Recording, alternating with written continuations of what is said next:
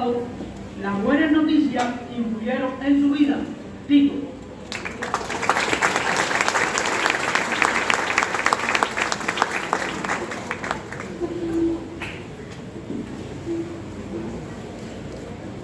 Imagina por un momento que estás en medio de un estadio, en un partido decisivo. No eres el jugador estrella, el que anota más puntos. Eres más bien el que todos miran cuando el equipo está en problemas. ¿Ya identificó al jugador? Sí, el capitán.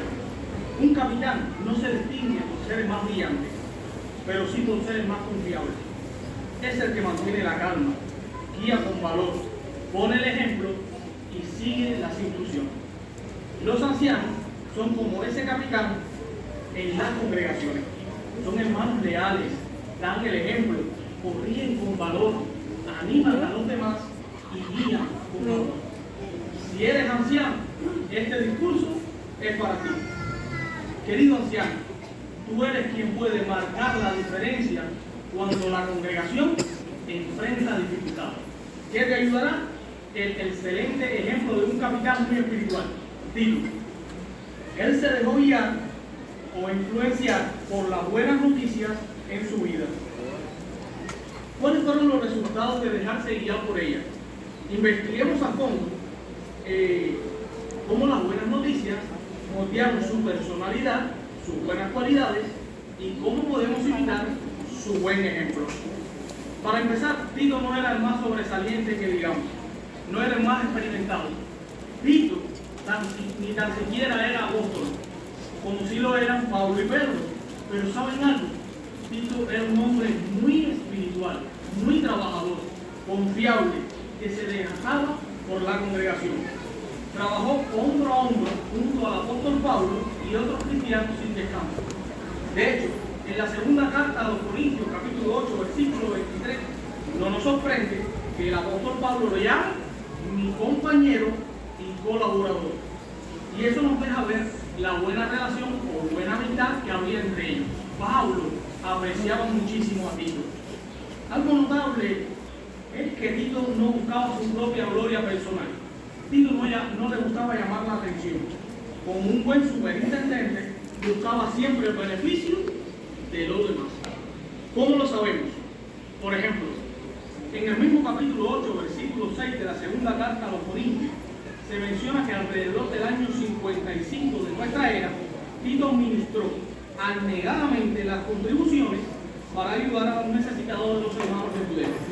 Pablo lo había escogido porque era un hombre muy confiable y Tito debió ser un hombre muy responsable, bien organizado en su asignación y a pesar de estar bajo una persecución fuerte.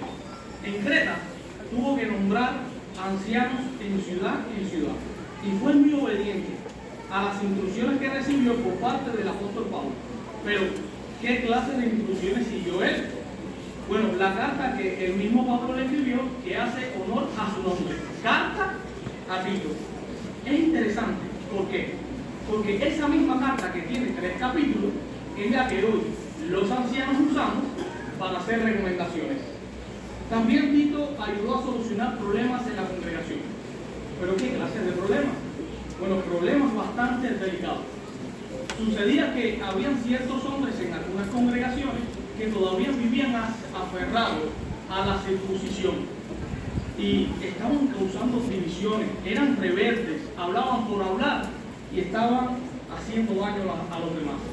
Así que Pablo lo usó para corregir a esos que todavía seguían aferrados a esa ley. ¿Pero qué se requirió de Tito para atender este asunto? Bueno, que fuera alguien valiente, alguien audaz, dispuesto a aconsejar con firmeza, pero a la vez con amor a los hermanos. Y hablando de amor, Tito era un hombre muy cariñoso. En la segunda carta a los Corintios, capítulo 7, versículo 15, se dice de él que tenía tierno cariño por los hermanos. Y fue gracias a las buenas noticias que se sintió impulsado a demostrar esa clase de amor por los demás. Sin lugar a dudas, Tito es un excelente ejemplo de imitación, y no solamente para todos, pero en específico para aquellos que somos ancianos. Ahora pasemos a la segunda cuestión, para responder ¿Cómo podemos los ancianos imitar a Tito, imitar su ejemplo? Bueno, de 4 maneras. La primera, trabajando en equipo. ¿Cómo se trabaja en equipo? Cuando estamos dispuestos, note, a colaborar con los demás y en especial con nuestros compañeros ancianos. ¿Se imaginan a Tito diciéndole a Pablo algo como esto? ¿Por qué no envías a Timoteo a Creta? Él puede hacerlo mucho mejor que yo. No, Tito se tomaba en serio cualquier responsabilidad, aún fuese difícil. Preguntémonos, queridos ancianos, ¿estoy apoyando yo a mis compañeros ancianos, siguiendo las instrucciones, promoviendo la paz, e incluso si eso significa que me toque hacer una tarea difícil?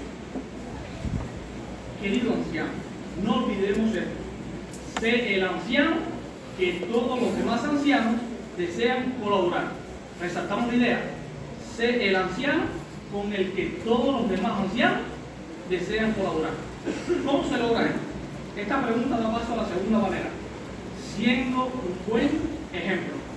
Leamos por favor la primera carta de Pedro, capítulo 5, versículos 2 y 3, que lo explica muy bien. Le damos unos breves instantes para que localicen ahí la Biblia, su ejemplar, la segunda carta de Pedro, capítulo 5, versículos 2 y 3. Allí leemos: pastoree el rebaño de Dios que está a su cuidado, sirviendo de superintendentes. No lo hagan por obligación, fíjense, sino de buena gana ante Dios. Tampoco lo hagan por amor a ganancias deshonestas, sino con empeño. Ni lo hagan actuando como si fueran los amos de los que son la herencia de Dios, sino convirtiéndose en ejemplos para el rebaño. ¿Cuál es la lección?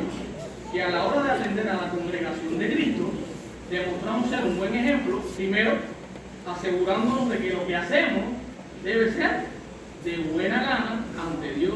En nuestra actitud, en nuestras acciones, debe reflejarse esa clase de disposición. Segundo, con empeño. Y tercero, convirtiéndonos en ejemplo para el rebaño. Cuando los ancianos vivimos según los principios bíblicos en nuestra vida, reflejamos la buena influencia de las buenas noticias, nos beneficiamos y la congregación también. El capitán del equipo no solo se limita a decir, también hacer por él. Para explicarlo de una manera sencilla, cuando el equipo lo ve correr, luchar por cada balón y apoyar a sus compañeros, no solamente se motivan los demás jugadores, también siguen su buen ejemplo. ¿Cuál es la idea? Si los ancianos aplicamos, ponemos en práctica los principios bíblicos, animamos a que la congregación haga lo mismo también. Le damos ese impulso que necesita. En una escuela teocrática, uno de los instructores le dijo a la clase: será muy importante lo que enseñes en la plataforma, pero será aún más importante lo que hagas al bajar de ella.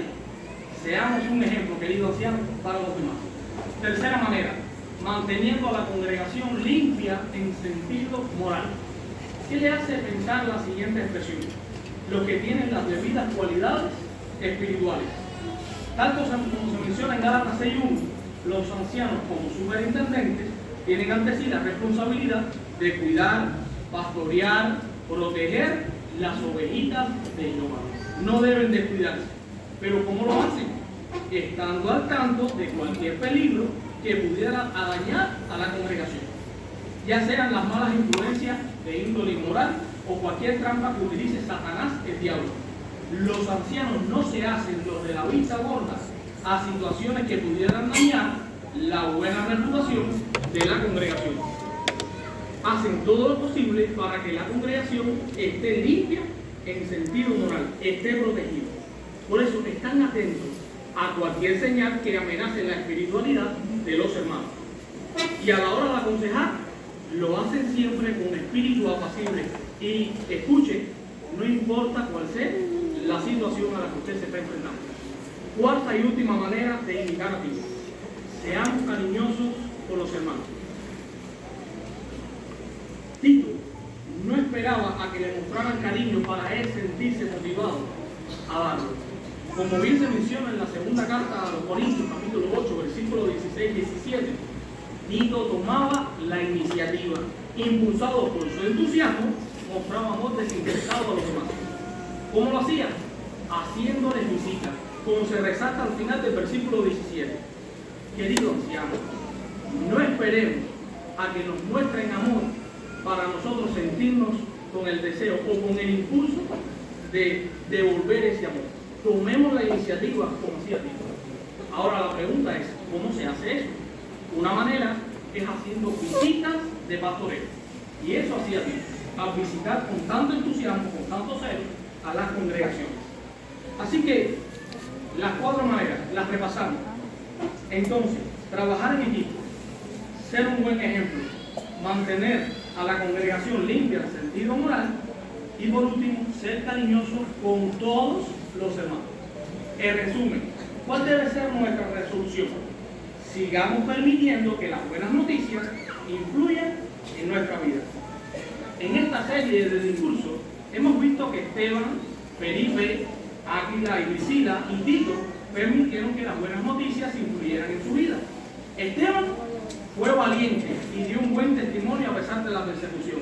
Felipe predicó con entusiasmo las buenas noticias y le puso un buen ejemplo a su familia. Áquila y Priscila trabajaron en equipo y tuvieron una vida sencilla.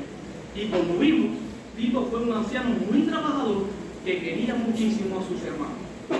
Pregunta de repaso: ¿cómo influyen las buenas noticias en nuestra vida? Respuesta: Colosenses capítulo 1, versículos 5 o 6. Las buenas noticias tienen el poder de motivarnos a hacer la voluntad de Dios. Así que, por lo tanto, las buenas noticias no solo son un conjunto de creencias, como a veces se piensan algunos. Su mensaje transforma nuestra vida. Si imitamos el ejemplo de estos siervos fieles y seguimos permitiendo que las buenas noticias influyan en nuestra vida, Jehová nos bendecirá para siempre.